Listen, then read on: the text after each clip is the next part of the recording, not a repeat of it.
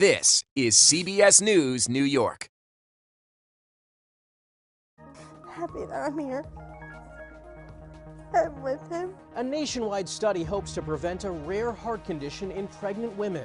These struggles that make you different from a lot of other people without a reason. Why autism in young girls is often overlooked. And the change in a kidney test that's allowing thousands of patients to move up the transplant list.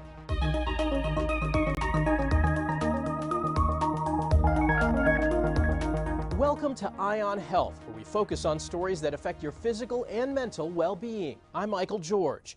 We start with new concerns about bird flu.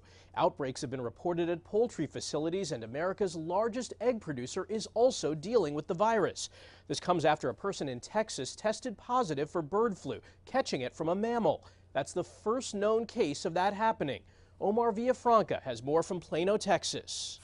The bird flu outbreak forced egg producer Cal-Maine to stop production and cull nearly 2 million chickens at its plant in Palmer County, Texas. The number represents less than 4% of the company's flock and less than 1% of chickens in the U.S. All the eggs were destroyed. The chickens are going to be destroyed, so it's completely safe. This comes as 6 states are reporting outbreaks of avian flu among dairy cows. A Texas dairy worker had pink eye after testing positive for the virus, becoming only the second known human case in the U.S. Texas Agriculture Commissioner Sid Miller says there's no reason for people to be alarmed. The good news is this is carried by migratory waterfowl. It's migratory season, but we're on the tail end of it. Despite the outbreaks, Texas A&M agricultural economist David Anderson says prices should remain the same. Less than 1% in the egg-laying chickens, that's not a lot of effect on kind of the broad market that folks are going to notice at the store. You can't get bird flu from eating thoroughly cooked poultry or eggs, according to the USDA, who also advises people wash their hands after handling raw meat and eggs. The message to the consumer is, just go about business as usual. No spike in prices in either egg prices or dairy products. It's completely safe. Anderson says the price of a dozen eggs is actually down about $1 compared to last year, and that egg production is up, so consumers shouldn't have to worry about their morning omelet. Omar Villafranca, CBS News, Plano, Texas. Allergy season has started to kick in, and so has hay fever. About 1 in 4 adults here in the U.S. suffers from the condition. Scientists in the UK say they found a better way to measure what's making people miserable. Ian Lee reports from London. Spring is in the air, and so is misery for millions. Stopping to smell the flowers can lead to sneezing, watery eyes, or worse for London resident Alex Hill. It's kind of like stuffy nose, sinuses, headaches, like nosebleeds. Like most folks, he blames pollen. When does allergy But scientists at Imperial College London say that's not the whole picture. The pollen counts, they're good and they can be associated with health outcomes, but once you account for the allergen levels, it's clear from the study that we did that it's the allergen levels that count.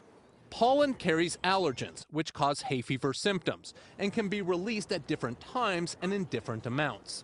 Knowing when the allergen levels themselves are going to be high can help people stay indoors when they need to, maybe take showers when they get home to rinse off some of the allergen that they might have been exposed to.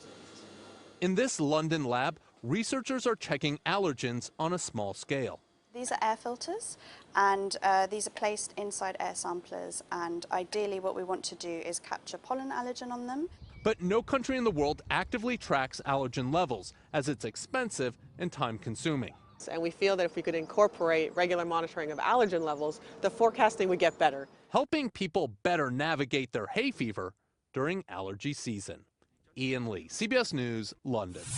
Alcohol use disorder has heavily impacted men in the past, but recent data from the CDC shows deaths from excessive drinking are now climbing faster among women. Deaths among women jumped during the first part of the pandemic, up 34% from just 4 years earlier. We saw a big increase among both men and women during the pandemic.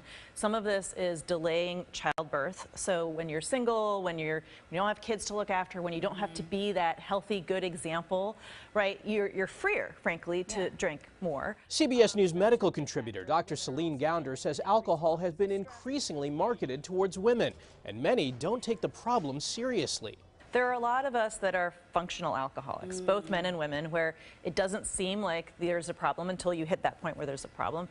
In terms of physical symptoms, nothing may be obvious again until you've really done damage to your heart, your liver. Alcohol increases the risk of high blood pressure, stroke, and liver disease.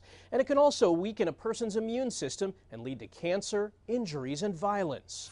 Staying with concerns for women, there's a new nationwide study of a drug to prevent or treat a rare heart condition that happens to pregnant women and new mothers, especially those who are black. Stephanie Stahl spoke to one of the researchers taking part. Happy that I'm here. I'm with him. It's emotional for 25-year-old Chelsea Svensson Boyce, thinking about her little boy and what happened right after he was born. I got taken out by ambulance. My blood pressure was 185 over 93. How soon after the delivery did you start with these symptoms?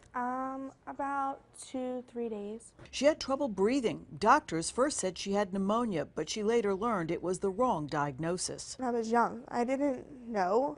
There was nothing before this. I never had any issues. I never had anything. At Temple Health, she was finally accurately diagnosed with peripartum cardiomyopathy, a rare disorder that weakens the heart of a pregnant woman. It's a very, very significant condition. Temple cardiologist Deborah Crabb says the condition is thought to be related to maternal hormones. It's a condition that's seen more commonly, unfortunately, in African American women. Temple is among 60 centers nationwide testing a new treatment that inhibits the hormone to eliminate or reduce the risk of the heart problem without affecting the unborn child. This is, I think, going to be a landmark study because it's going to be the largest collection of women enrolled to date. Svensson Boyce, who lives in South Jersey, is not part of the study. She delivered almost 2 years ago, and now with drug intervention, her heart is mostly recovered. But the beginning of being a first-time mom is a scary memory. It's supposed to be the happiest time of your life, and it is, but you never know how a delivery may go. Now she's focused on her son and feeling very grateful. Stephanie Stahl, CBS News. A transplant program here in the U.S. has stopped using a race-based calculation for determining who needs a kidney transplant. The EGFR overestimated the health of a black person's kidney based on an outdated and false theory about creatinine levels. Last year, the United Network for Organ Sharing, which runs the country's transplant system, ordered hospitals to use a race-neutral test instead. This is saying that I should have been on the list in 2015. I didn't get on the list until 2019. Jasmine Evans is one of 14,000 people who moved up the transplant list thanks to the change. She finally got her new kidney in July. The difference between my life before and after transplant is a complete 180. This thing that I've been working towards and this thing that I've kind of like romanticized and like thought about for so long is finally here. Medical experts say algorithms and formulas need to be closely looked at to prevent putting people of color at a disadvantage. My hope is that we'll learn from this process such that new algorithms that are being generated are using race in a way that advances health equity instead of normalizing and assuming racial differences in health outcomes. According to the National Kidney Foundation, black Americans are more than 3 times as likely to have kidney failure than white people. Scientists may have made a significant breakthrough in the fight against HIV and AIDS. Researchers at the University of Amsterdam were able to eliminate HIV from infected cells with CRISPR gene editing. The technology acts like scissors, cutting out the bad parts from a person's DNA. They caution that their work is only a proof of concept, and more work needs to be done before there's a cure for the virus. The studies so far have been done on cells in culture. Dr. Jonathan Stoy is a virus expert at the Francis Crick Institute in London. He says studies on animal cells are just beginning. It's a distant goal. We can remove a certain number of these proviruses from cells, but there are a lot of unknowns about the reservoir that remains in HIV-infected individuals. The problem is that we've got to get rid of them all. Otherwise, the virus may reappear and reinfect the person. More than 39 million people globally are currently living with HIV, more than 1 million of them in the U.S. 5,000 volunteers across Britain are beginning a 5-year research project aimed at fighting Alzheimer's and other dementias. They'll go to one of 50 so-called memory clinics for blood tests, so researchers with the University of Oxford may hopefully create an earlier and faster way to diagnose the disease. Once we have that data and we understand if these tests are effective, absolutely the next stage could they be used for screening in the community and primary care at an earlier age. Lucy Elphinstone volunteered because her mother had dementia. And I just have very close personal experience of how miserable that is. I mean, she wasn't fortunate, she was relatively old. She was in her 80s when it started, and she died at 97. But her last few years were really mired by the disease. Researchers say the underlying factors that cause Alzheimer's can begin up to 20 years before symptoms appear. Coming up, an alarming number of Americans aren't aware of the risk of looking at the solar eclipse and the problems vaping can cause for your heart.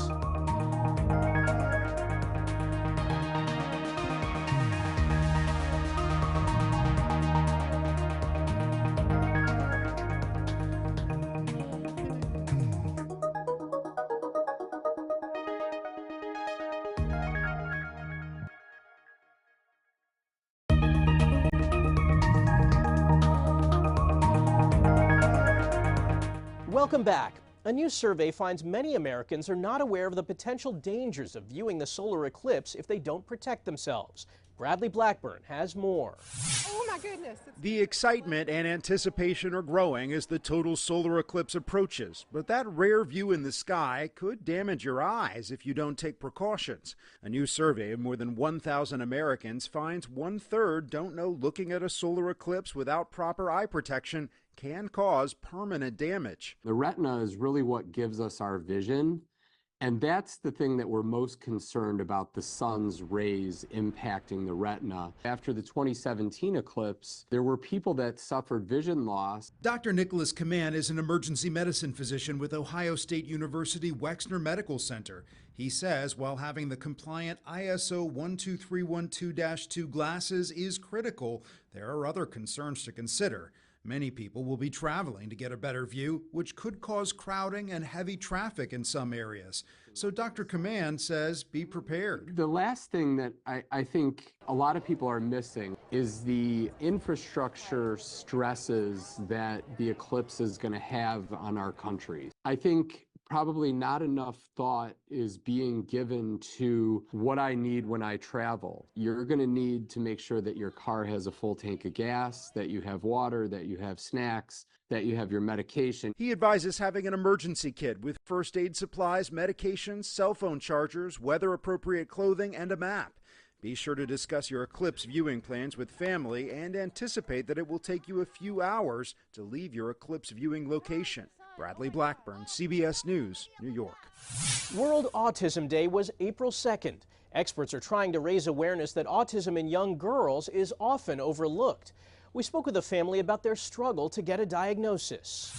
16-year-old Cozy says when she was in 6th grade, she struggled in school and battled anxiety, and neither she nor her mother Lisa knew why. It can be really hard to go through these struggles that make you different from a lot of other people without a reason. Cozy was eventually diagnosed with autism. It really happened after 3 years or so of trying to figure out why some things in school were hard for her, why she was struggling. Dr. Cynthia Martin is Senior Director of the Autism Center at the Child Mind Institute. She says autism is often overlooked in young girls and even misdiagnosed. We see higher rates of diagnoses of anxiety or depression, and the autism really gets missed. Dr. Martin says the reasons why can vary. Sometimes girls may not fit the criteria of autism, and girls tend to be better able to mask symptoms by mimicking friends' behaviors. But getting an accurate diagnosis can be life-changing. Knowing that that's coming from a neurodevelopmental disorder can really help them to better understand themselves and better navigate the world and advocate for what they need. While autism is more common in boys, it's important for parents and clinicians to pay attention to the signs in girls.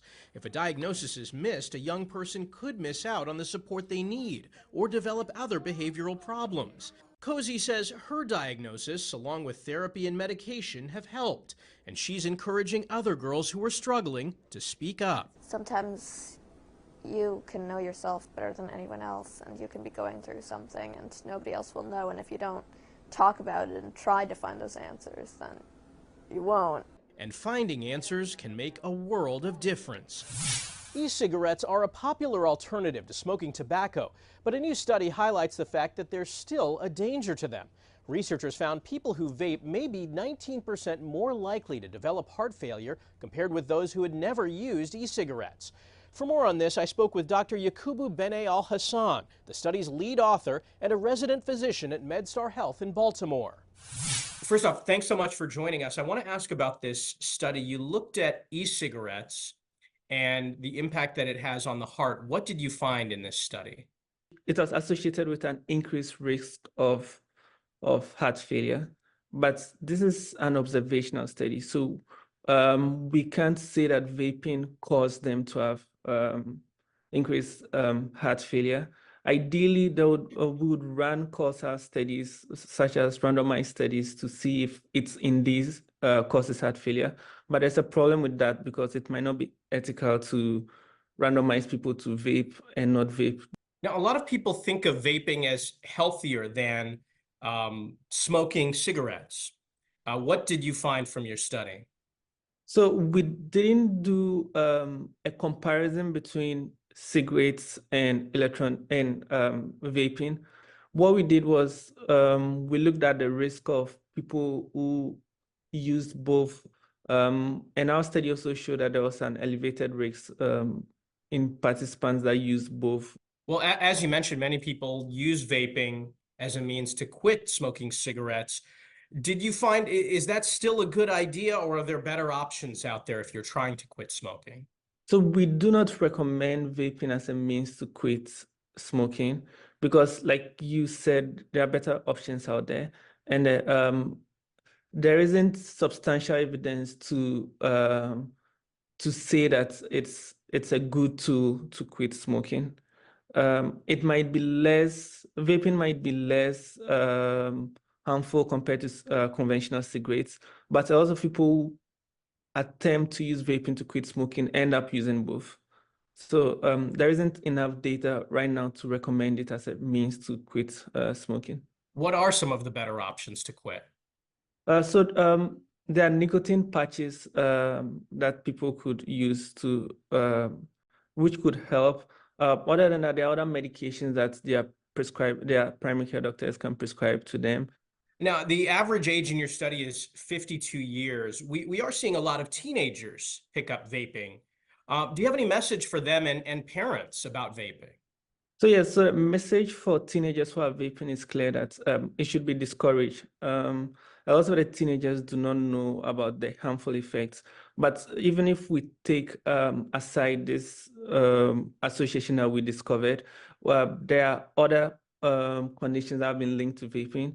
For instance, there are respiratory conditions that have been linked to vaping, and also, especially in teenagers, it could affect the developments of their brains. All very good information. Doctor, thank you so much for your time. We appreciate it. Thank you too. Thank you so much for your time.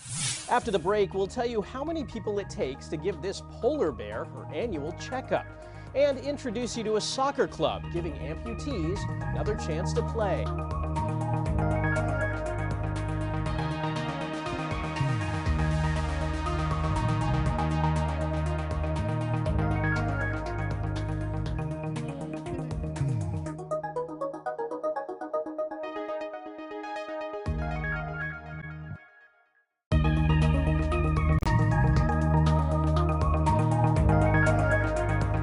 Welcome back. A recent study from the Amputee Coalition found there are more than 5.5 million Americans living with limb loss or limb difference. The chronic health condition can negatively affect physical, psychological, financial, and social well-being.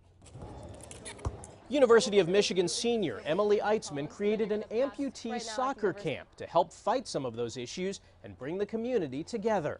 I've been doing a lot of outreach to different hospitals, O&P clinics, different teams, and I've gotten a lot of interest putting up flyers, things like that.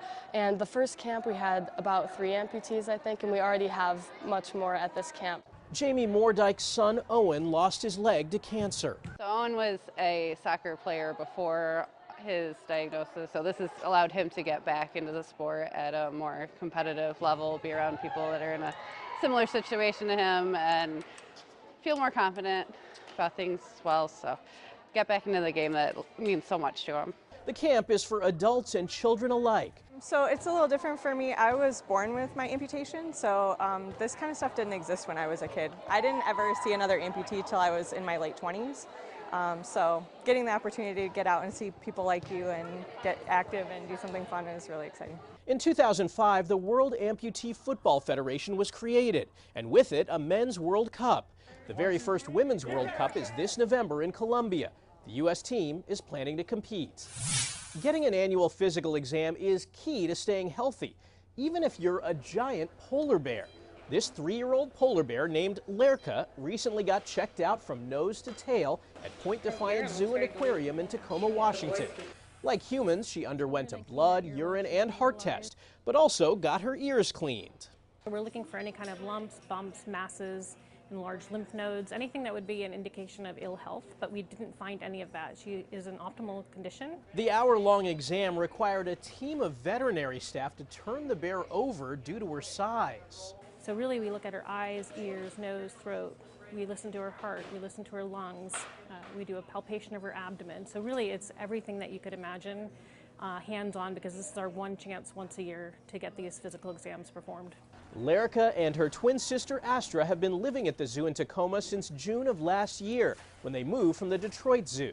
The species may be in danger of extinction by the end of the century if current climate warming trends are left unchecked.